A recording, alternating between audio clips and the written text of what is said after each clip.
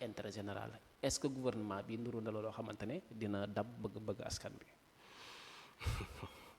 xam nga Al Amin Lo moo doon défendre affaire dette cachée bi quoi. ci jamonoy Ousmane Sonko ba muy nekk primature oui. kon ñoom 2 ans yi ngi nekkoon yëpp liggéeyuñu woon Sénégal quoi kon dañ doon liggéeyal pour une personne boo xam ne moom boppam rek moom moo ko ñor. bon loolu aveu la boo xamante ne. en premier lieu. loolu la wax loolu la wane quoi discours am boobu mu wax ne. il est temps que ñu liggéeyal Sénégal. te bañ a topp intérêt personnel. Analyse globale boobu laa ciy def. la preuve am na tamit beneen. boo xoolee démb ministre yëpp ay alhamdulilah bëri na ay alhamdulilah mais am na benn boo xam ne ça m'a marqué quoi. muy ban muy bosu Olivier Boucal. mooy bi ne woon compagnonnage enfin mi ngi génn ci benn compagnonnage bu insipide quoi. kooku ma jàpp ne moom qu'est-ce qu'il foutait dans son ministère pendant ces 12 ans là. Olivier. moo tax dafa am benn mot boo xam ne à chaque fois damay bëgg gars yi di delluwaat dictionnaire surtout les moutons de Pastef. muy lan. patriote. Le mot patriotisme. ñoom il faut ñu demaat dictionnaire ñoom ñu xool.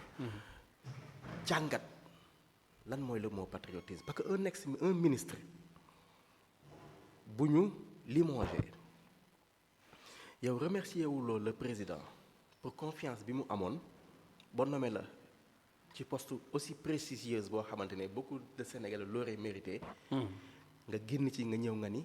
génn nga ci compagnonnage bu insipide ba pare manque de respect le président de la République comme ça gratuitement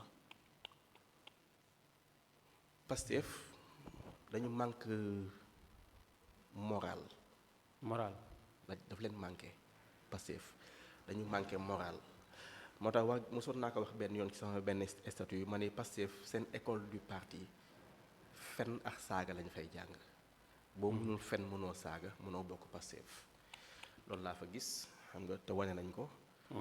génn nañu ñoom ñëpp nee nañu enfin ils sont sortis de leur ministère pour rejoindre encore le Pastef derrière Ousmane Sonko le guide de Sweet Beauté.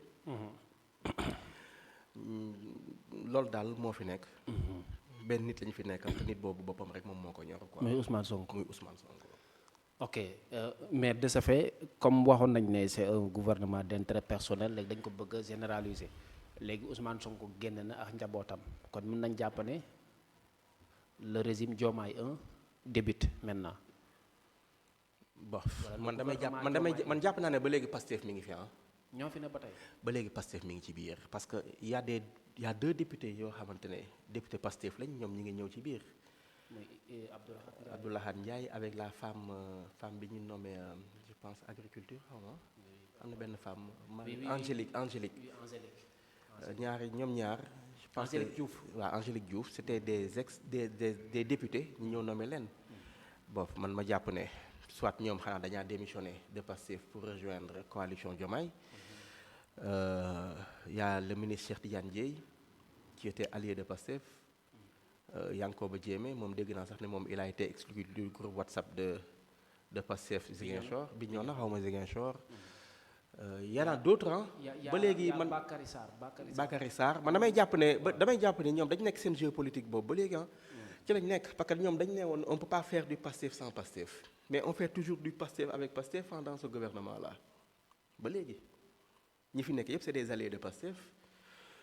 dafa mel ni tey jii Pastef moom moo génn après APT ñëw mooy seen coalition bu bees boobu noonu mooy APT boobu noonu. parce que ñii c'était des membres de APT ñoom ñoo ñëw rejoindre le gouvernement pour man amul benn changement amul benn changement continuité la dans leur logique de légitimité légitimiser la candidature de Ousmane Sonko ma loolu laa jàpp Diomaye mooy Sonko mooy Diomaye te ñu ngi ci ba léegi ci lañ nekk nii. ok léegi ci côté boobu gis nañ le premier ministre l'ancien premier ministre président Assemblée nationale def na poste mu ne toog na au bout de quelques heures mu wax le président Diomaye am na ci luñ déggoo am na ci luñ déggewut est-ce que foofu tamit amul lu fi luusaat parce que comme dàq na ko lan la ñuy déggoowaat ci réew mi ak luñ dul déggoo. préciser que il est président de l'Assemblée nationale par usurpation. Par usurpation. Par usurpation parce que déjà il avait démissionné de l'Assemblée te mënoo nekk ministre même bu fekkee ne dafa jiite woon liste parce qu'il faut faire attention ah mënoo jiite liste ba pare ñëw démissionné ñu dàq la ki sa primature nga ne da nga ñëw dellu et puis nag ci yan condition la dellu si waatee à l'Assemblée il faut le préciser Ousmane Sonko ba muy dellu si Assemblée dafa def cumul de fonction sénégalais bàyyiwuñ ki sa xel nan la defee cumul de fonction ba muy dugg Assemblée ñu koy solal écharpe bi ak pince bi il était le premier ministre sortant defagul woon passation de service il faut faire très attention ci cas boobu noonu defagul woon passation de service donc il était toujours premier ministre la preuve le ministre de l'intérieur sortant Bamba Cissé récemment nii rek am na benn événement bu police doon def moom benn promotion buy génn moom moo présider cérémonie boobu noonu en tant que ministre de l'intérieur sortant donc Ousmane Sonko bañ koy installé à l'Assemblée nationale il était toujours premier ministre sortant defagul woon passation de service. Okay. C'est très important loolu ñu koy wax donc il peut pas être président de l'Assemblée nationale. C'est très important loolu noonu. Ok, très bien. Comprendre nga li mu la wax. dinañ ci cumul de fonction on peut pas être ministre et député. Ok. On peut pas être ministre et député. Ok léegi de ce fait ba tey am na 5 parce que bëgg naa kenn ku ne. comme ay ñoom Abdourahmane Diouf ku ci nekk posture am mais naka nga jàngatee li nga boo jëlee Déthié Fall nga jël Cheikh Tidiane Dièye nga jël Dianté nga jël l'autre là am na Boubacar Camara noo jàngatee alliés yi nga xamante ne nii lañ defoon ak Ousmane Sonko te nguur gi ñoom dañoo préférer rejoindre le camp présidentiel.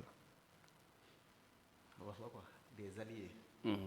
Peut-être que am na benn discussion bu ñu def ak Ousmane Sonko peut-être que ils ont pris leur responsabilité sachant que ne l'avenir politique de Ousmane Sonko est grillé ñu ne ñoom dañuy toog yeggali seen liggéey ci état bi peut-être je dis bien peut-être parce que moom temps yi nu muy forcer institution yi di forcer yenn décision yu muy def on ne sait jamais peut-être moo tax ma ni peut-être que waxtaan na ak ñoom parce que ñoo ngi c'est pas des pacifiés à 100% mais bokkoon nañ ci apte moo tax may la continuité la rek mën nañ jël waa Pastef ñoom ñëpp génnee leen mais les alliés de Pastef ba léegi ñoom ñi maintenir leen ci gouvernement bi quoi et puis sax man dafa amoon ay ministres yoo xamante ne c'est la première fois ñu am benn gouvernement boo xam ne pendant 2 ans y a eu des ministres yoo xam ne bu ñu la romboon ci mbedd bi sax doo leen xam quoi ay anonymes lañu quoi. bu ñu la romboon ci mbedd bi doo leen xam. doo leen xam. doo leen xam man am na ñoo xam ne c'est des inconnus. c'est des inconnus après laa toog nii ma ne kon mais ndakate kii nekkoon na ministre.